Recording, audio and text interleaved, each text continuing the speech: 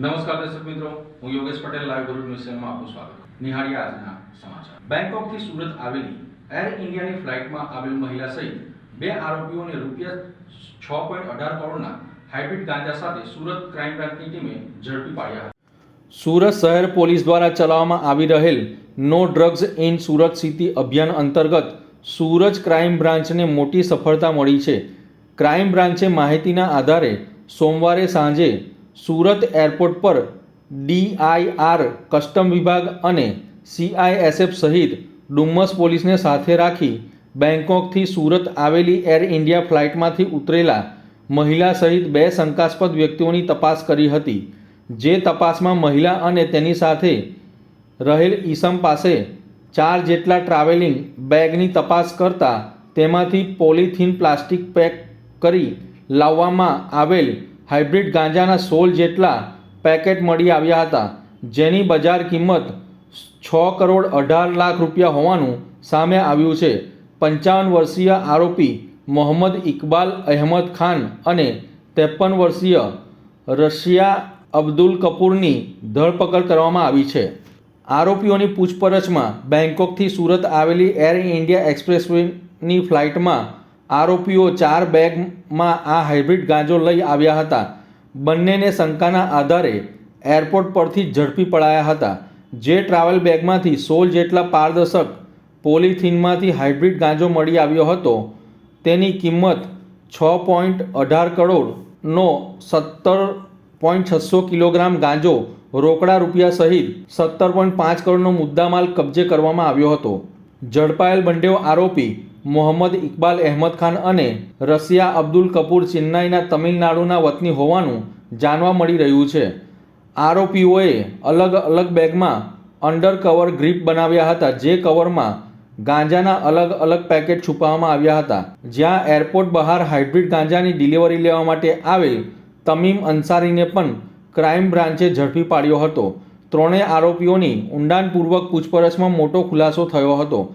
આ આંતરરાષ્ટ્રીય હાઇબ્રિડ ગાંજાના નેટવર્કના મુખ્ય માસ્ટરમાઇન્ડ મોહમ્મદ અલી અને મોહમ્મદ ઇબ્રાહિમ હોવાનું સામે આવ્યું છે. જે બંનેના નશાના સોદાગરો મૂળ તમિલનાડુના વતની હોવાનું તપાસમાં સામે આવ્યું છે, જે હાલ બેંકોક અને મલેશિયામાં સ્થાયી હોવાનું ઝડપાયેલ આરોપીઓની પૂછપરછમાં સામે આવ્યું હતું. આંતરરાષ્ટ્રીય નશાનો કારોબાર ચલાવતા મોહમ્મદ અલી અને મોહમ્મદ ઇબ્રાહિમ વિરુદ્ધ અલગ અલગ પોલીસ સ્ટેશનમાં અનેક ગુના નોંધાઈ ચૂક્યા છે. બંને માસ્ટરમાઇન્ડો 2 મહિના ભારતમાં અને 2 મહિના મલેશિયામાં રહે છે. જે દેશના અલગ અલગ રાજ્યો અને શહેરોમાં પોતાના કેરિયર મારફતે ગાંજાની સપ્લાય ચેન ચલાવે છે. જે નેટવર્ક સંભાળવાનું કામ તમીમ અંસારી કરે છે. માલની ડિલિવરી લેવા તમીમ અંસારી સ્પેશિયલ ચેન્નાઈથી સુરત આવ્યો હતો. જે માલ પરત લઈ ચેન્નાઈ જવાનો હોવાથી ઘટસ્ફોટ થયો હતો. તમીમ અંસારી નીચે પણ અન્ય એક ઈસમ માલ સપ્લાયની ચેન ચલાવે છે. તમીમ અંસારી દેશના અલગ અલગ રાજ્યોમાં 17 જેટલી ટ્રીપ મારી ચૂક્યો છે. જ્યારે નશાના કારોબારનો મુખ્ય માસ્ટરમાઇન્ડ મોહમ્મદ અલી હાલ બેંકોકમાં હોવાનું આરોપીઓની પૂછપરછમાં બહાર આવ્યું છે. ક્રાઇમ બ્રાન્ચની તપાસમાં આંતરરાષ્ટ્રીય હાઇબ્રિડ ગાંજાના આ નેટવર્કને ટ્રાવેલ બેગમાં હાઇબ્રિડ ગાંજાની ગ્રીપ ફિટિંગનું કામ મોહમ્મદ અલી કરતો હોવાનું ખુલાસો થયો છે. જ્યારે મોહમ્મદ ઇબ્રાહિમ હાઇબ્રિડ ગાંજાના વેચાણનું સમગ્ર રેકેટ ચલાવે છે. જે તપાસમાં ઘણી ચોંકાવનારી હકીકતો ક્રાઇમ બ્રાન્ચના હાથે લાગી છે. સુરત ક્રાઇમ બ્રાન્ચના હાથે ઝડપાયેલ મોહમ્મદ ઇકબાલ અહેમદ ખાન અને રશિયા કપૂરને હાઇબ્રિડ ગાંજાની ડિલિવરી માટે એક ટ્રીપ દીઠ ₹5 લાખથી ₹1 લાખ સુધીનું કમિશન મળતું હતું. મહિલા આરોપી રશિયા અગાઉ અનેકવાર મલેશિયા પણ જઈ આવી છે, જ્યાં મલેશિયામાં પણ તેની રહેલી છે. ઉપરાંત સાઉદી અરેબિયા સહિત અલગ અલગ દેશોના પ્રવાસ પણ ખેડી આવી છે. જે કેરિયર તરીકે ઘણા વર્ષોથી જોડાયેલી છે અને 10થી વધુ ટ્રીપ મારી ચૂકી છે. No drugs in Surat city અન્વયે સુરત પોલીસ દ્વારા સતત ડ્રગ્સ માફિયા વિરુદ્ધ કાર્યવાહી કરવામાં આવે છે. અલગ અલગ ટોપ ટુ બોટમ અને બોટમ ટુ ટોપ સુધીના એપ્રોચ સુધી દરેક આરોપીઓને પકડી અને ડ્રગ્સ માફિયા વિરુદ્ધ એક મુહિમ છેડવામાં આવી છે. ગઈકાલે આ જ અનુસંધાને મને એક બાતમી મળેલી હતી કે બેંકોક થી સુરત આવતી એર ઇન્ડિયા એક્સપ્રેસની ફ્લાઇટ IX263 માં 2 પેસેન્જર છે, મોહમ્મદ ઇકબાલ અહેમદ ખાન અને રાશિયા કપૂર. આ બંને બેંકોક થી સુરત આવે છે અને આમની પાસે હાઇબ્રિડ ગાંજો છે. આ ઇન્ફોર્મેશનના આધારે સુરત ક્રાઇમ બ્રાન્ચના police inspector SN Parmar, JN Goswami અને ડુમ્મસ પોલીસની ટીમ સાથે લઈ તુરંત ત્યાં એરપોર્ટ ઉપર રેડ કરવામાં આવી હતી. જ્યારે ફ્લાઇટ 7:40 આવી બંને પેસેન્જરોને આઈડેન્ટિફાઈ કરી અને એમને અલગ લઈ જવામાં આવ્યા હતા અને એમની પાસેથી 2 ચેકિંગ લગેજની 2 બેગો મળી હતી. આ તપાસમાં CISF, air intelligence unit, DRI વગેરેને પણ સાથે લેવામાં આવ્યા હતા અને સાથે મળી આમની બંને બેગો ખોલવાની પ્રોસીજર કરવામાં આવી હતી. તો આ બંને બેગોમાં બીજી 2 બેગ અંદર બીજી મળી હતી, તો ટોટલ 4 બેગ થઈ. આ ચારે બેગના દરેક સાઈડના cover double bag cover pack કરીને રાખવામાં આવ્યા હતા. આ કવર હટાવતા દરેક નીચેથી 2 પેકેટ મળ્યા હતા. આમ કુલ 4 બેગમાંથી 16 પેકેટ અમને મળી આવ્યા હતા, જેનું વજન કરતા અંદાજે 17.600 ગ્રામ જેટલું એમનું વજન થયેલું હતું. આમને કાર્બન પેપર, ફોઇલ પેપર વગેરેથી કવર કરવામાં આવ્યા હતા અને કન્સીલ કરીને બેગમાં કેવિટી બનાવીને લાવવામાં આવ્યા હતા. આમ અંદાજે 6,18,00,000 જેટલો મુદ્દામાલ આ બંને આરોપીઓ પાસેથી કબજે કરવામાં આવ્યો હતો. આ બંને જે પકડાયેલા આરોપી છે મોહમ્મદ ઇકબાલ અને રાશિયા, એમાં મોહમ્મદ ઇકબાલ છે એ ચેન્નઈ તામિલનાડુનો રહેવાસી છે, રાશિયા છે એ ત્યાંની વેલોર તામિલનાડુના રહેવાસી છે. આ બંને આગળ એક તમીમ ઇબ્રાહિમ અંસારીને આપવાના હતા અને તમીમ એ પણ ચેન્નઈનો રહેવાસી છે, એ સુરત આવ્યો છે. એ બાતમી આધારે ક્રાઇમ બ્રાન્ચની બીજી ટીમે એને એરપોર્ટ પાસેથી પકડી લીધો અને ત્રણેયની ધરપકડ કરવામાં આવી છે અને 6.18 કરોડ જેટલોનો મુદ્દામાલ કબજે કરવામાં આવ્યો છે. આ લોકોની પૂછપરછ દરમિયાન એક જાણવા મળ્યું હતું કે મોહમ્મદ અલી અને મોહમ્મદ ઇબ્રાહિમ નામના 2 ઇસમો આખું નેક્સસ ચલાવે છે. આ બંને મૂળ તામિલનાડુના છે, હાલ બેંકોક અને મલેશિયા રહે છે. તામિલનાડુમાં એમના વિરુદ્ધ અલગ અલગ ગુનાઓ NDPS ના દાખલ થયેલા છે, જેથી એ અહીંથી ઇન્ડિયા છોડી બેંકોક 2 મહિના બેંકોક રહે, 2 મહિના મલેશિયા રહે અને ત્યાંથી આખું નેટવર્ક આ લોકો ચલાવે છે. અલગ અલગ ભારતના અલગ અલગ રાજ્યોમાં, અલગ અલગ શહેરોમાં આ પોતાના કેરિયરો મારફતે માલ મોકલતા હોય છે અને એમાંનો જ એક મેઇન માણસ એમનો તમીમ આજે આપણને મળી આવ્યો છે. તમીમ એમનું નેટવર્ક ઘણું બધું સંભાળે છે. આ માલ લઈ એને આગળ મોહમ્મદ અલી અને ઇબ્રાહિમ જેને કે એમને માલ આપવાનો હતો, એટલે ડિલિવરી લેવા માટે આ લોકો પાસેથી સ્પેશિયલ તમીમ ત્યાંથી ચેન્નઈથી અહીંયા આવ્યો હતો. તમીમનો બીજો એક માણસ પણ લાસ્ટ યર પકડાણો તો 1.5 કિલો સાથે.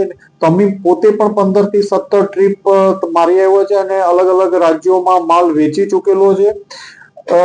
મોહમ્મદ અલી જે છે અત્યારે બેંકોક છે, એ આ બેગ ફિટિંગની જે આખી ગ્રીપ છે, એમો છે, એ મોહમ્મદ અલીની છે. મોહમ્મદ અલી બેગોમાં ગ્રીપ બનાવી ફિટ કરે છે ત્યાં, અને મોહમ્મદ ઇબ્રાહિમ આખું પરચેસનું ને એ કામ સંભાળે છે ત્યાં. એમ એક આખું નેટવર્કનો પર્દાફાશ થયો છે. 3 આરોપીઓ પકડી પાડ્યા છે અને આગળ બીજા તપાસમાં ઘણી બધી લીડ મળી છે અને આનું ઇન્વેસ્ટિગેશન ચાલુ છે. દહેજ ખાતે આવેલ PCPRI ઝોનમાં ખેતીની જમીનમાં માલિકીની મંજૂરી વિના ગેરકાયદેસર ખોદકામ કરી ગંભીર આક્ષેપો કરવામાં આવ્યા હતા, જેના પગલે ખેડૂતમાં ભારે રોષ ફાટી નીકળ્યો હતો અને ખેડૂત દ્વારા કલેક્ટરને આવેદનપત્ર પાઠવવામાં આવ્યું હતું. ભરૂચ જિલ્લાના દહેજ ગામમાં PCPIR ઝોન હેઠળ આવેલી 73AA પ્રકારની ખેતીલાયક જમીનમાં છેલ્લા કેટલાક સમયથી મોટા પાયે માટી ખોદકામ કરવામાં આવી રહ્યું છે, જેને લઈને સ્થાનિક ખેડૂતોમાં આક્રોશ ફેલાયો છે. ખેડૂત મગનલાલ વસાવાના જણાવ્યા મુજબ સર્વે નંબર 465ની આ જમીન તેમની માલિકીની છે અને સરકાર દ્વારા ખેતી હેતુ માટે ફાળવવામાં આવેલી છે. તેમ છતાં દહેજ વિસ્તારમાં સક્રિય ભૂમાફિયાઓએ માલિકની પરવાનગી વિના અંદાજે 15 થી 20 ફૂટ સુધી ઊંડું ખોદકામ કરીને જમીનને સંપૂર્ણપણે બિનખેતીલાયક બનાવી દીધી છે. ખેડૂતોનો આરોપ છે કે આ સમગ્ર ખોદકામ અમુક ભૂમાફિયા અને અસામાજિક તત્વોની મિલીભગતથી કરવામાં આવ્યું છે. વધુ ચોંકાવનારી બાબત એ છે કે PCPIR ઝોન તથા સરકારી પટ્ટીની જમીનમાં ખોદકામ માટે જરૂરી કોઈપણ પ્રકારની સરકારી મંજૂરી લેવામાં આવી નથી. આસપાસની અન્ય અનેક જમીનોમાં પણ આ રીતે ગેરકાયદેસર ખોદકામ કરવામાં આવ્યું હોવાના આક્ષેપો લાગ્યા છે. ખોદકામના કારણે ખેતીને નુકસાન પહોંચ્યું છે, તેમજ પર્યાવરણ અને ભૂગર્ભ જળના સ્તર પર પણ ગંભીર અસર થવાની આશંકા વ્યક્ત કરવામાં આવી છે. આ મામલે ખેડૂત દ્વારા જિલ્લા કલેક્ટરને લેખિતમાં રજૂઆત કરી તાત્કાલિક તપાસ અને જવાબદાર તત્વો સામે કડક કાર્યવાહી કરવાની માંગ કરી હતી. હવે જોવાનું એ રહ્યું કે જિલ્લા વહીવટીતંત્ર દ્વારા આ ગંભીર મુદ્દે કેટલા ઝડપથી પગલાં લેવાય છે અને ગેરકાયદેસર ખોદકામ કરનારાઓ સામે ક્યારે કાર્યવાહી થાય છે. મારું ગામ પાદરિયા, મારું નામ વસાવા અજીતભાઈ ચંદુભાઈ છે. અમારી જમીન દહેજ બજારપાડા ગામ પર આવેલી છે, 465 સર્વે નંબર. ત્યાં અમુક માણસોએ માટી ખોદડ કામ કરી ગયેલા છે, તો એના માટે ન્યાય માટે અમે કલેક્ટર સાહેબને આવેદનપત્ર અમે આપ્યું છે. એના માટે અમને ન્યાય મળવો જોઈએ. તમારી શું માંગ છે, શું કાર્યવાહી થવી જોઈએ? બસ અમારી માંગ એ છે કે જે ખોદકામ કર્યું છે એ અમારે જમીન બરાબર લેવલ કરી આપે, બસ એ જ અમારી માંગ છે. અંકલેશ્વર કીમ એક્સપ્રેસવે 31 ડિસેમ્બર સુધી શરૂ થવાની શક્યતાઓ વર્તાઈ રહી છે. NHAIના કામગીરી અંતિમ તબક્કામાં ચાલી રહી હોવાથી સેંકડો વાહન ચાલકોને રાહત મળશે. દિલ્હી મુંબઈને જોડતા 8 લેન એક્સપ્રેસવે પર national highway authority of India દ્વારા અંકલેશ્વરના પૂણગામથી સુરતના કીમ સુધીનો માર્ગ ડિસેમ્બર માસના અંતિમ દિવસોમાં શરૂ થવાની શક્યતા છે. અધિકારીઓના જણાવ્યા મુજબ કામગીરી અંતિમ તબક્કામાં છે અને 31 ડિસેમ્બરની આસપાસ માર્ગ વાહન વ્યવહાર માટે ખુલ્લો મૂકવામાં આવશે. દિલ્હી મુંબઈ એક્સપ્રેસવેની કામગીરીમાં આવતા અંતરાયો ધીમે ધીમે દૂર થતાં પ્રોજેક્ટમાં ગતિ આવી છે. કુલ 1380 કિલોમીટર લાંબા આ એક્સપ્રેસવેમાંથી 413 કિલોમીટરનો ભાગ ગુજરાતમાં આવેલો છે. ભરૂચ જિલ્લામાં પેકેજ 4 હેઠળ 13 કિલોમીટરના હિસ્સામાં અંકલેશ્વરના પૂનગામ નજીક ખેડૂતોના પ્રશ્નોના કારણે કામ અટકી પડ્યું હતું, જે હવે પૂર્ણ કરવામાં આવ્યું છે. NHAI દ્વારા પૂનગામ નજીક એક્સપ્રેસવેની એન્ટ્રી અને એક્ઝિટ શરૂ કર્યા બાદ હવે વધુ એક મહત્વપૂર્ણ પગલું લેવામાં આવ્યું છે. પૂનગામથી કીમ સુધીનો માર્ગ શરૂ થતાં ભરૂચથી સુરત તરફ જતા વાહન ચાલકો માટે મોટી રાહતના સમાચાર છે. હાલમાં વાહન ચાલકોએ એક્સપ્રેસવેનો ઉપયોગ કરી પૂનગામ સુધી આવી એક્ઝિટ લેતા અને ત્યારબાદ અંકલેશ્વર હાંસોટ ઓલપાડને જોડતા સ્ટેટ હાઈવે પરથી સુરત તરફ જતા પૂનગામથી કીમ સુધીનો માર્ગ શરૂ થયા બાદ વાહન ચાલકો સીધા કીમ સુધી એક્સપ્રેસવે પર જઈ શકશે અને ત્યાંથી બારડોલીના એના ગામ સુધી પણ એક્સપ્રેસવેનો ઉપયોગ કરી શકશે. આ રીતે વડોદરાથી સુરત સુધી સતત એક્સપ્રેસવે કનેક્ટિવિટી મળતા મુસાફરી સમય ઘટશે અને સેંકડો વાહન ચાલકોને નોંધપાત્ર રાહત જોવા મળશે. ભરૂચના આમોદ વિસ્તારમાંથી એક ચોંકાવનારો વિડીયો સામે આવ્યો છે, જેમાં એસટી બસમાં વિદ્યાર્થીઓ જોખમી રીતે મુસાફરી કરતા નજરે પડી રહ્યા છે. ભરૂચમાં આમોદ વિસ્તારમાંથી એક ચોંકાવનારો વિડીયો સામે આવ્યો છે, જેમાં એસટી બસમાં વિદ્યાર્થીઓ જોખમી રીતે મુસાફરી કરતા નજરે પડે છે. સોશિયલ મીડિયામાં વાયરલ થયેલા વિડીયોમાં સ્પષ્ટ જોવા મળે છે કે બસની અંદર ક્ષમતા કરતાં વધારે મુસાફરો ભરાયા છે, જ્યારે અનેક વિદ્યાર્થીઓ બસના દરવાજા પર લટકીને મુસાફરી કરવા મજબૂર બન્યા છે. રોજિંદા અભ્યાસ અને આવન જાવન કરતા વિદ્યાર્થીઓને યોગ્ય બસ સુવિધા ન મળતા તેઓ પોતાની જિંદગી જોખમમાં મૂકી મુસાફરી કરી રહ્યા હોવાના દ્રશ્યો સામે આવ્યા છે. બસની અંદર પણ પગ મૂકવાની જગ્યા ન હોય તેવા વિદ્યાર્થીઓને દરવાજા પાસે ઊભા રહીને પ્રવાસ કરવો પડી રહ્યો છે. આ ઘટના અંગે વિડીયો સામે આવ્યા બાદ વાલીઓ અને સ્થાનિક લોકોમાં ભારે રોષ જોવા મળી રહ્યો છે. વિદ્યાર્થીઓની સુરક્ષાને લઈને ગંભીર પ્રશ્નો ઊભા થયા છે. સ્થાનિકો દ્વારા એસટી તંત્ર પાસે વધારાની બસો ચલાવવાની અને વિદ્યાર્થીઓ માટે સુરક્ષિત વ્યવસ્થા કરવાની માંગ કરવામાં આવી હતી. કન્સાઇન નેરોલેક પેટ્સ કંપની દ્વારા વાગરા તાલુકાની 30 બહેનોને વાગરા જીમખાના ખાતે 3 મહિના સુધી ફેશન ડિઝાઇનિંગ કોર્સની તાલીમ આપવામાં આવશે. વાગરાની કન્સાઇન નેરોલેક પેન્ટ્સ કંપની દ્વારા વાગરા તાલુકાની 30 બહેનોને વાગરા જીમખાના ખાતે 3 મહિના સુધી ફેશન ડિઝાઇનિંગ કોર્સની તાલીમ આપવામાં આવશે. આ તાલીમ દરમિયાન બહેનોને ડિઝાઇનર ડ્રેસ, બ્લાઉઝ, વિવિધ આઉટફિટ તેમજ અન્ય વસ્તુઓ બનાવવા અને તે વસ્તુઓનું ઓનલાઈન વેચાણ કેવી રીતે કરવું જેની તાલીમ આપવામાં આવશે. આ અગાઉ પણ આ કંપની દ્વારા બહેનોને આત્મનિર્ભર બને એવા ઉપદેશથી વિવિધ ક્ષેત્રો જેવા કે બ્યુટી પાર્લર, સીવણ, હેન્ડીક્રાફ્ટ વગેરે પણ તાલીમો આપવામાં આવેલી છે. આ તાલીમો થકી લગભગ 150 જેટલી મહિલાઓને રોજગારી મેળવવા માટે સક્ષમ કર્યા છે. આ કાર્યક્રમમાં રાજેશભાઈ પટેલ, પ્લાન્ટ હેડ પ્રવીણભાઈ પારેખ, HR મેનેજર જીગરભાઈ Pathak, commercial manager Paresh Patel, CSO Akshita Tiwari, production officer અને અંજલિ રબારી વગેરે કંપનીનો સ્ટાફ ઉપસ્થિત રહ્યો હતો. નમસ્કાર, હું Rajesh Patel, Kansai Nerolac paints limited Saykha unit head. આજે અમે વાગરા ગામે એક CSR અંતર્ગત પ્રોગ્રામ વિમેન એમ્પાવરમેન્ટના હેઠળ એક ઇનોગ્રેશન માટે આવ્યા હતા. કન્સાઇનરોલેક પેઇન્ટ 2017થી સાયકા ઇન્ડસ્ટ્રીયલ એરિયામાં કાર્યરત છે. છેલ્લા 5 વર્ષથી અમે CSR અંતર્ગત ઘણા બધા પ્રોગ્રામ કર્યા છે.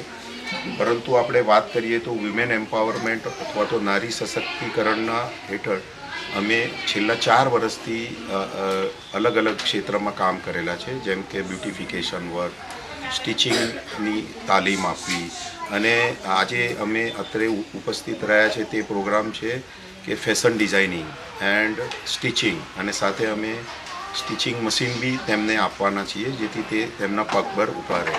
અત્યાર સુધી અમે અરાઉન્ડ મોર દેન 20 lakhs રૂપીસના અલગ અલગ પ્રોગ્રામ કર્યા છે, જેમાં 200થી વધારે મહિલાઓને તેનો લાભ મળેલો છે. આ તાલીમ અંતર્ગત જે પણ લાભ તેમને મળશે, અમને શ્યોર છીએ અથવા તો અમને એક કોન્ફિડન્સ છે કે તેમને જરૂર કામમાં લાગશે, તેમના પરિવારને કામમાં લાગશે, અને આ જ રીતે તે આગળ વધે એવા નેરોલેક પેઇન્ટ તરફથી તેમને અમે ધન્યવાદ આપીએ છીએ અને અમારી શુભેચ્છા વ્યક્ત કરીએ છીએ. આની સાથે સાથે આ પ્રોગ્રામ સાથે જોડાયેલા વિશાખા ફાઉન્ડેશનના કિંજલબેન ધર્મેશભાઈ અને સાથે જેમણે બી અમારી કંપની તરફથી ગ્રાઉન્ડ લેવલ પર કામ કરી અને સપોર્ટ આપ્યો, તેમનો બી ઘણો ઘણો ધન્યવાદ. Thank you very much. નગરપાલિકાના મુખ્ય અધિકારી હરીશ અગ્રવાલની હાજરીમાં કરાયેલ ચેકિંગ દરમિયાન દુકાનમાંથી પ્રતિબંધિત પ્લાસ્ટિકની બેગનો મોટો જથ્થો મળી આવ્યો હતો. ભરૂચ નગરપાલિકાના મુખ્ય અધિકારી હરીશ અગ્રવાલની હાજરીમાં કરાયેલ પ્લાસ્ટિક ચેકિંગ દરમિયાન દુકાનમાંથી પ્રતિબંધિત પ્લાસ્ટિક બેગનો મોટો જથ્થો મળી આવ્યો હતો. તપાસ દરમિયાન અંદાજે 250 કિલોગ્રામ જેટલો પ્રતિબંધિત પ્લાસ્ટિક બેગનો જથ્થો ઝડપી પાડવામાં આવ્યો હતો. પાલિકાની ટીમે નિયમોનું ઉલ્લંઘન કરતા આ તમામ પ્લાસ્ટિક જપ્ત કરી લીધા હતા. સાથે જ દુકાનદાર સામે પર્યાવરણ સુરક્ષા અને પ્લાસ્ટિક પ્રતિબંધિત સંબંધિત કાયદા મુજબ દંડનીય કાર્યવાહી હાથ ધરવામાં આવી હતી. પાલિકાના અધિકારીએ જણાવ્યું હતું કે શહેરને પ્લાસ્ટિક મુક્ત બનાવવા માટે આવા ચેકિંગ આગળ પણ સતત ચાલુ રહેશે. વેપારીઓને વારંવાર રજૂઆતો અને સૂચનાઓ આપવા છતાં જો પ્રતિબંધિત પ્લાસ્ટિકનો ઉપયોગ કે સંગ્રહ કરવામાં આવશે તો તેમની સામે કડક કાર્યવાહી કરવામાં આવશે. આ કાર્યવાહીથી શહેરના અન્ય વિસ્તારોમાં પણ ચેતવણી ફેલાવી છે અને પાલિકાએ નાગરિકોને પણ પ્લાસ્ટિક ઉપયોગ ટાળીને પર્યાવરણ સુરક્ષામાં સહયોગ આપવા અપીલ કરી હતી. ભરૂચ નગરપાલિકા દ્વારા ભરૂચને સ્વચ્છ બનાવવા માટે જુદી જુદી કામગીરી હાથ ધરેલ છે, જેમાં સવારના ટાઈમમાં ચીફ ઓફિસર તરીકે મારો, CSIનો અને સેનેટરી ઇન્સ્પેક્ટરશ્રીઓ વોર્ડમાં રાઉન્ડ લઈ અને ડોર ટુ ડોરની કામગીરી વ્યવસ્થિત થઈ રહી છે, અને લોકો ડોર ટુ ડોરમાં જ કચરો આપે એ માટે લોકજાગૃતિ પણ કરી રહ્યા છીએ. જે લોકો ગંદકી કરે છે એમની સામે અમે દંડકીય કાર્યવાહી પણ કરી રહ્યા છીએ. નગરપાલિકા દ્વારા જુદી જુદી ટીમો ગોઠવી અને જે પ્રતિબંધિત પ્લાસ્ટિક જેના કારણે મોટા પ્રમાણમાં ગંદકી દેખાય છે એ પ્લાસ્ટિકના જબલા બંધ કરવા માટેની મુહિમ હાથ ઉપર લીધેલ છે. જેમાં નગરપાલિકાએ જુદી જુદી ટીમો બનાવી અને આ વપરાશ કરતા અને વેચાણ કરતા વેપારીઓ ઉપર ચકાસણી હાથ ધરેલ છે. છેલ્લા 1 અઠવાડિયામાં અમારી ચકાસણી દરમિયાન આવા પ્રકારનો લગભગ 450 કિલો જેટલો પ્લાસ્ટિકનો જથ્થો ઝડપાયેલ છે. અમે એ જથ્થો જપ્ત કરેલ છે. સાથે સાથે લગભગ 41,500ની આસપાસ દંડકીય કાર્યવાહી પણ કરેલ છે. નગરપાલિકામાં પ્રતિબંધિત પ્લાસ્ટિકના જબલા ના વેચાય એ માટે અમારી આ પ્રકારની મુહિમ ચાલુ રહેશે, અને જે વેપારીઓ પણ આ પ્રકારના પ્લાસ્ટિક વેચે છે એમની પણ સતત ચકાસણી ચાલુ રહેશે, અને આવું કઈ હાથમાં ઝડપાશે તો અમે એ જપ્ત કરીશું અને સાથે સાથે દંડકીય કાર્યવાહી પણ કરીશું. નગરપાલિકા વતી અમે વેપારીઓને અને લોકોને પણ અપીલ કરીએ છીએ કે જેના કારણે ગંદકી થાય છે, આ પ્લાસ્ટિક જમીનમાં ઓગળતું નથી, તો આ પ્રકારનું પ્લાસ્ટિક પ્રતિબંધિત પ્લાસ્ટિક ના તો વેચે અને ના વાપરે એવી અમારી અપીલ છે. લગભગ છેલ્લા 1 અઠવાડિયાની અંદર 450 કિલોની આસપાસ અમે પ્રતિબંધિત પ્લાસ્ટિક જે છે પકડેલું છે, અને 41,500ની આસપાસ દંડ પણ કરેલ છે. હાસોદ તાલુકાના સાહોલ ગામ નજીક ખાનગી લક્ઝરી બસ માર્ગ નીચે ઉતરી જતા અકસ્માત સર્જાયો હતો. આ અકસ્માતમાં બસમાં સવાર તમામ 16 મુસાફરોનો આબાદ બચાવ થતા રાહતનો શ્વાસ લેવાયો હતો. હાસોદ તાલુકાના સાહોલ ગામ નજીક ખાનગી લક્ઝરી બસ માર્ગની નીચે ઉતરી જતા અકસ્માત સર્જાયો હતો. આ અકસ્માતમાં બસમાં સવાર તમામ 16 મુસાફરોનો આબાદ બચાવ થવા પામ્યો હતો. મળતી માહિતી મુજબ સાહોલ નજીક કીમ નદી પર આવેલ ઓવરબ્રિજ પરથી ભારે વાહનોના પસાર થવા પર પ્રતિબંધ હોય બસ ડ્રાઈવરે માર્ગ પર ટર્ન લેવાનો પ્રયાસ કર્યો હતો. આ સમય દરમિયાન બસ પરથી નિયંત્રણ ગુમાવતા લક્ઝરી બસ માર્ગ નીચે ઉતરી ગઈ હતી, જેને પગલે ઘટના સ્થળે દોડધામ મચી ગઈ હતી. અકસ્માતગ્રસ્ત લક્ઝરી બસ સૌરાષ્ટ્રના સાવરકુંડલાથી સુરત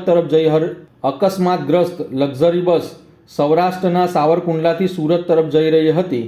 બસમાં કુલ 16 જેટલા મુસાફરો સવાર હતા, જેમને કોઈ ઈજાઓ પહોંચી નહોતી અને તમામનો આબાદ બચાવ થયો હતો. અકસ્માતની જાણ થતાં સ્થાનિક લોકો તરત જ મદદે દોડી આવ્યા હતા, તેમજ હાંસોટ પોલીસને જાણ કરવામાં આવી હતી. પોલીસ ઘટના સ્થળે પહોંચી પરિસ્થિતિ ઉપર કાબૂ મેળવ્યો હતો. અકસ્માતના કારણે થોડા સમય માટે ટ્રાફિક જામની સ્થિતિનું નિર્માણ થયું હતું, જે બાદમાં પોલીસ દ્વારા સુચારુ કરવામાં આવ્યું હતું. ભરૂચના નર્મદા મૈયા બ્રિજ પરથી આત્મહત્યાના બનાવો વધતા બ્રિજની બંને તરફ જાળી લગાવવાની માંગણી કરવામાં આવી હતી. ત્યારે રાજ્ય સરકાર દ્વારા 1.84 કરોડના ખર્ચે બ્રિજની બંને તરફ જાળી લગાવવાની કામગીરી કરી પૂર્ણ કરવામાં આવી હતી. ભરૂચની નર્મદા નદી ગુજરાતની જીવાદોરી તરીકે ઓળખાય છે, પરંતુ ભરૂચમાં નર્મદા નદી પર બનેલ નર્મદા મૈયા બ્રિજ લોકો માટે મોતને વહાલું કરવા માટેની એક ઓળખ બની ગયો હતો. ત્યારે આ બ્રિજની બંને તરફ જાળી લગાવવા માટે માંગ ઉઠી હતી. આપઘાતના વધતા બનાવોને ધ્યાનમાં લઈ વહીવટીતંત્ર હરકતમાં આવ્યું હતું. ભરૂચ માર્ગ અને મકાન વિભાગના કાર્યપાલ ઇજનેરે બ્રિજની બંને તરફ રૂપિયા 1.84 કરોડના ખર્ચે સેફ્ટી નેટ લગાવવા માટે વહીવટીતંત્રની મંજૂરી વડોદરા માર્ગ અને મકાન વિભાગના અધિક્ષક ઇજનેર પાસેથી માંગી હતી.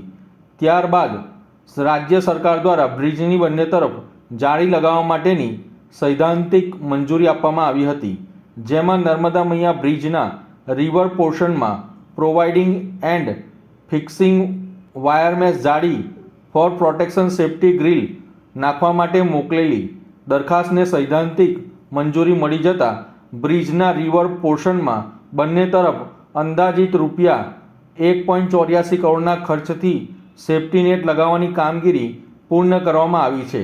બ્રિજની બંને તરફ સેફ્ટી નેટ લાગી જતાં આત્મહત્યાના બનાવોમાં પણ ઘટાડો નોંધાયો છે. નર્મદા નદીના બ્રિજ ઉપર રેલિંગ લગાવવાની કામગીરી પૂર્ણ કરવામાં આવી છે. લગભગ 1.84 કરોડ રૂપિયાના ખર્ચે આ કામ સંપન્ન થયું છે. છેલ્લા ઘણા મહિનાઓથી ભરૂચમાં આ નવા બનેલા બ્રિજ ઉપરથી આત્મહત્યાના બનાવો બનવાની પ્રક્રિયા સતત ચાલુ હતી. આમ સમાજમાંથી પણ માંગ હતી કે સરકાર દ્વારા કોઈ રેલિંગ લગાવીને આ બ્રિજને કવર કરવામાં આવે. લોકોની લાગણીને માન આપીને રાજ્યના મુખ્યમંત્રીએ માર્ગ અને મકાન વિભાગે આ રકમ આપણને ફાળવવામાં આવી. તાત્કાલિક કામ શરૂ કરવામાં આવ્યું ને આજે રેલિંગ લાગીને આ બનાવો જે બનતા હતા એને આપણે અટકાવવામાં સફળ થયા છે. લોકોની માંગણી એવી પણ હતી કે બ્રિજ નદી એનાથી બહુ સારી રીતે જોઈ શકાય અને બ્રિજનો શો છે એ પણ યથાવત રહે, એટલે એટલી ટ્રાન્સપરન્ટ જાળી આપણે લગાવી છે કે જેના કારણે બનાવને પણ રોકી શકીએ અને બ્રિજ ઉપરથી નદીને પણ આપણે જોઈ શકીએ. આ બંને પ્રકારની વ્યવસ્થા કરવામાં આવી છે. રાજ્યના મુખ્યમંત્રીનો ભરૂચ જિલ્લાની જનતા વતી આપણે આભાર વ્યક્ત. નર્મદા મૈયા બ્રિજ કે જે ભરૂચ શહેર અને જિલ્લાની જે સમસ્યા હતી ટ્રાફિકની તેને હળવું કરવા માટે બનાવવામાં આવેલો બ્રિજ હતો, પણ સુસાઇડ કરવાવાળા લોકોએ આ માં નર્મદા મૈયા બ્રિજને સુસાઇડ પોઈન્ટ તરીકે ઓળખી નખાવેલો. અહીં બ્રિજ બન્યો ત્યારથી અત્યાર સુધીમાં ઘણા લોકોએ પોતાને મોતની છલાંગ આ બ્રિજ પરથી લગાવેલી ને કેટલાકને બચાવી લેવામાં આવેલ તો કેટલાએ પોતાનો જીવ ગુમાવેલ. તંત્રને વારંવારની રજૂઆત કરી હતી. ભરૂચ વિધાનસભાના ધારાસભ્ય, માર્ગ અને મકાન વિભાગ તેમજ તંત્રને અમે વારંવારની રજૂઆત કરતા આજે જ્યારે આ નર્મદા મૈયા બ્રિજ પર નેટ લગાવવાનું કામ પૂર્ણ થયું છે, ત્યારે નર્મદા મૈયા બ્રિજ પર નેટ લગાવવાનું કામ શરૂ થયા હતી. પૂર્ણ થયા સુધીમાં એક પણ મૃત્યુઆંક નોંધાયો નથી કે કોઈ મોતની છલાંગ લગાવી હોય એવું અમારા જાણવામાં આવેલ નથી. તો ફરીથી એકવાર હૃદયથી ભરૂચ વિધાનસભાના ધારાસભ્ય શ્રી રમેશભાઈ, માર્ગ મકાન અને વિભાગ તેમજ તંત્રનો હૃદયપૂર્વક આભાર માનું છું. અંકલેશ્વર જીઆઈડીસીની સંસ્કારદીપ વિદ્યાલયની વિદ્યાર્થીનીએ ઝોન કક્ષાના કલાકુંભ સ્પર્ધાઓમાં લોક વાર્તા સ્પર્ધામાં દ્વિતીય ક્રમ હાંસલ કર્યો હતો. અંકલેશ્વર જીઆઈડીસીની સંસ્કારદીપ વિદ્યાલયની વિદ્યાર્થિનીએ ઝોન કક્ષાના કલાકુંભો સ્પર્ધાઓમાં લોક વાર્તા સ્પર્ધામાં દ્વિતીય ક્રમાંક હાંસલ કર્યો હતો. શાળાની ધોરણ 9માં અભ્યાસ કરતી સંધ્યાવાળાએ તાજેતરમાં નવસારી ખાતે યોજાયેલ કલાકુંભમાં ભરૂચ જિલ્લાનું પ્રતિનિધિત્વ કર્યું હતું.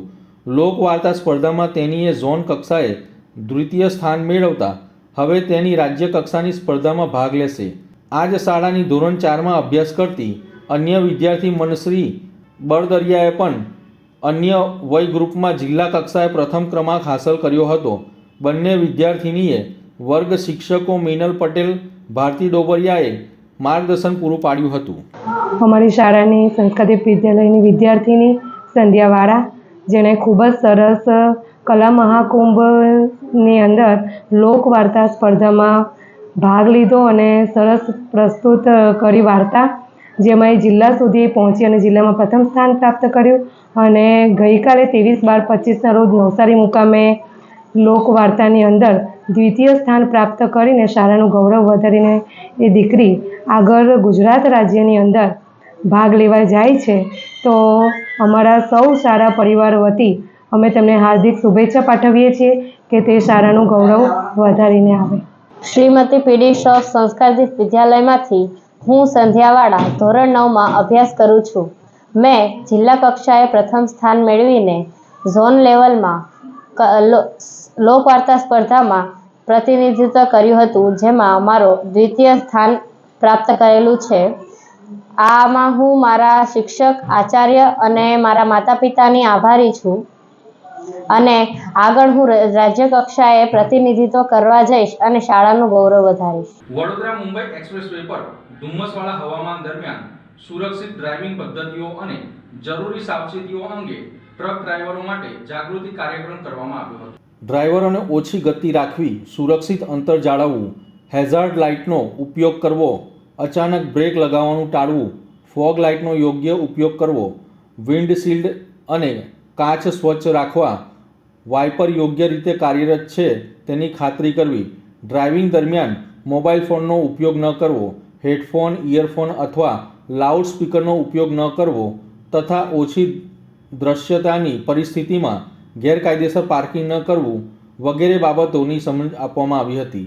1033 સહિતના ઇમરજન્સી હેલ્પલાઇન નંબરો અંગે માહિતી આપવામાં આવી હતી. તેમજ એક્સપ્રેસવે પર રેસ્ટ એરિયા અને વે સાઇડ સુવિધાઓનો યોગ્ય ઉપયોગ કરવા માટે માર્ગદર્શન પૂરું પાડવામાં આવ્યું હતું. ધુમ્મસ અને ઓછી લાઇટની પરિસ્થિતિમાં વાહનની દ્રશ્યતા અને સલામતી વધારવા માટે ટ્રક ડ્રાઈવરો અને સ્થાનિક પોલીસની હાજરીમાં વાહનોના પાછળના ભાગ પર standard 3 mm retro reflective radium tape ચોંટાડવામાં આવી હતી. આ કાર્યક્રમ NHAI માર્ગદર્શિકાઓ મુજબ ધુમ્મસવાળા હવામાન દરમિયાન માર્ગ સુરક્ષા અને અકસ્માત નિવારણના પગલાં તરીકે આયોજિત કરવામાં આવ્યો છે. આ કાર્યક્રમ AMEPLના સ્ટાફ તેમજ માર્ગ વપરાશકર્તાઓને સફળતાપૂર્વક ભાગ લીધો હતો. ભરૂચ સિવિલ હોસ્પિટલ ખાતેથી રાજ્ય સરકારના ડાયાબિટીસ જુવેનાઇલ ડાયાબિટીસ નિયંત્રણનો કાર્યક્રમ રમેશ મિસ્ત્રીના હસ્તે કરવામાં આવ્યો. રાજ્યના બાળકો અને યુવાનોમાં આરોગ્ય માટે એક મહત્વપૂર્ણ પહેલ રૂપે મુખ્યમંત્રી ભૂપેન્દ્ર પટેલના હસ્તે ગાંધીનગર ખાતેથી ટાઈપ 1 ડાયાબિટીસ જુવેનાઇલ ડાયાબિટીસ નિયંત્રણ કાર્યક્રમનો રાજ્યવ્યાપી પ્રારંભ કરવામાં આવ્યો છે. ત્યારે આ અંગેનો કાર્યક્રમ ભરૂચ સિવિલ હોસ્પિટલ ખાતે યોજાયો હતો, જેમાં ભરૂચના ધારાસભ્ય રમેશ મિસ્ત્રી, સિવિલ હોસ્પિટલના તબીબો તેમજ આરોગ્ય વિભાગના અધિકારીઓ અને કર્મચારીઓ ઉપસ્થિત રહ્યા હતા. મહાનુભાવોના હસ્તે ભરૂચ જિલ્લામાં પણ આ કાર્યક્રમનો પ્રારંભ કરવામાં આવ્યો હતો. આ વિશેષ કાર્યક્રમ હેઠળ ટાઈપ 1 ડાયાબિટીસ ધરાવતા તમામ દર્દીઓને ઇન્સ્યુલિન અને જરૂરી સારવાર ઉપલબ્ધ કરાવવામાં આવશે. આ કાર્યક્રમ રાજ્યના દરેક હોસ્પિટલ અને આરોગ્ય કેન્દ્રો દ્વારા લાગુ કરવામાં આવશે અને તે ડાયાબિટીસ ધરાવતા બાળકો અને પરિવાર માટે મહત્વપૂર્ણ રાહત પૂરી પાડશે. ગુજરાત રાજ્યમાં ટાઈપ 1 જુવેનાઇલ ડાયાબિટીસ કાર્યક્રમનો રાજ્યવ્યાપી શુભારંભ થયો છે. ભરૂચ સિવિલ હોસ્પિટલમાં પણ ભરૂચ જિલ્લાના લગભગ અત્યાર સુધીના 51 જેટલા બાળકો ને આ ડાયાબિટીસ ના નિર્મૂલન માટે રાજ્ય સરકારે જે ઝુંબેશ શરૂ કરી છે એના ભાગરૂપે આજે એમને કીટ આપવામાં આવી છે, ઇન્સ્યુલિન આપવામાં આવી છે, સુગર માપવાનું મશીન આપવામાં આવ્યું છે, સાથે બીજી જરૂરી તમામ આરોગ્ય ક્ષેત્રની ચીજ વસ્તુઓ આપવામાં આવી છે. રાજ્યના મુખ્યમંત્રીએ જે પ્રકારે ભૂતકાળમાં કુપોષણ, ટીબી નિર્મૂલન અને આ પ્રકારના સિકલ સેલના બધા જે અભિયાનો હાથ ધર્યા છે એ જ પ્રકારે રાજ્યમાં 1 થી 18 વર્ષના બાળકો અને વિદ્યાર્થીઓ માટે આ ડાયાબિટીસ 1 ની સામે એમને રાજ્ય સરકાર આ કીટ આપશે અને જરૂરી ઇન્સ્યુલિન આપશે. નિયમિત રીતે અમારા CSC, PSC ના અને તમામ સરકારનો જે આરોગ્ય અને પેરામેડિકલ સ્ટાફ છે એમાં પણ આ બાળકોની નોંધણી કરવામાં આવશે, તપાસ કરવામાં આવશે અને સાથે સાથે નિયમિત રૂપે આ પ્રકારની કીટ એમને કાયમી ધોરણે રાજ્ય સરકાર દ્વારા ફ્રીમાં આપવામાં આવશે, જેના કારણે આ પરિવારોને મદદરૂપ થઈ શકે. અને આજના આ કાર્યક્રમમાં અમારા જે આરોગ્ય ક્ષેત્રના જે નિષ્ણાત ડોક્ટરો છે અને અધિકારીઓ છે એમના દ્વારા આ બાળકોના વાલીઓને પણ જરૂરી સૂચનાઓ ખોરાક વિશે અને બાકી આ ઇન્સ્યુલિન લેવાની પદ્ધતિ, લેવા પહેલા, લીધા પછી શું કાળજી રાખવાની છે, આ બધી જ વસ્તુનું વિસ્તૃત માર્ગદર્શન કરવામાં આવ્યું છે. मैं doctor Madhumita Mishra, professor, doctor KC Patel medical college. आज आज हमारे कॉलेज में ये आयोजन हुआ जिसमें बच्चों को फ्री डायबिटीज की किट डिस्ट्रीब्यूट करने में आई। तो मुझे बहुत खुशी है कि हमारी गुजरात सरकार ने इस चीज का संज्ञान लिया कि छोटे छोटे बच्चों में जो डायबिटीज होता है वो बड़ों वालों डायबिटीज से काफी डिफरेंट होता है। उसमें हमें इंसुलिन ही शुरू करना पड़ता है और वो लाइफ लॉन्ग चलाना पड़ता है। तो ये इंसुलिन का उनका जो स्टॉक है और ग्लूकोमीटर, ब्लड शुगर चेक करने की मशीन, ये सब सरकार द्वारा प्रोवाइड होगी तो ये उन लोगों के लिए बहुत ही लाभदायक रहेगा। इससे वो एटलीस्ट ट्रीटमेंट बीच में छोड़ेंगे नहीं, पैसे के कारण की वजह से या नॉन अवेलेबिलिटी की वजह से। तो ये चीज काफी अच्छी रही कि सरकार अब उनको फ्री में हर महीने किट प्रोवाइड करेगी जिसमें वो इंसुलिन चेक भी अपना शुगर लेवल चेक कर पाएंगे और इंसुलिन के डोजेस भी ले पाएंगे। और हमने इस आयोजन में उनको और भी समझाया, जब भी वो हमारे पास भर्ती होते तो भी हम समझाते हैं कि क्या कागजी रखनी है, आपको क्या सावधानी रखनी है, इंसुलिन कैसे देना है। जब भी उनका एडमिशन होता है यहाँ पे हॉस्पिटल में तो लास्ट 4-5 दिन उनके माँ बाप को ट्रेन करते हैं कि कैसे उनको खुद इंसुलिन इंजेक्शन देना है, क्या साइड इफेक्ट का ध्यान रखना है, उनकी डाइट में क्या ध्यान रखना है। एक डाइट चार्ट उनको बना के देते हैं हम लोग कि इस समय पे ये खिलाना है, इस समय पे ये खिलाना है, और इंसुलिन के डोज लिख के देते हैं, सब चीज लिख के देते हैं और उनको फॉलो अप में भी सेम एडवाइस देते हैं, फॉलो अप में भी बुलाते हैं। तो बस मेरी यही रिक्वेस्ट है जो भी सुन रहे हैं और जो भी पेशेंट्स हैं कि आप प्रॉपर फॉलो अप लेते रहिए, क्योंकि इसमें ग्रोथ कम होने के चांस रहते हैं। आप प्रॉपर फॉलो अप लेते रहेंगे तो बच्चे का हाइट वेट अच्छे से बढ़ेगा, उसका दिमागी विकास भी अच्छा होगा। और ये चीज डरने की जरूरत नहीं है, हर बीमारी अलग अलग रहती है। इस बीमारी में ये है कि हमें लाइफ लॉन्ग चीजें लेनी पड़ेंगी, बट इससे बच्चा अच्छा भी हो सकता है, वो अपनी रूटीन चीजें फॉलो कर सकता है। तो आपको डरने की जरूरत नहीं है, अच्छा फॉलो अप लेने की जरूरत है। તો આ હતા આજના સમાચાર. નવી ઘટનાઓ અને નવા સમાચારો સાથે ફરી મળીશું. ત્યાં સુધી રજા આપશો.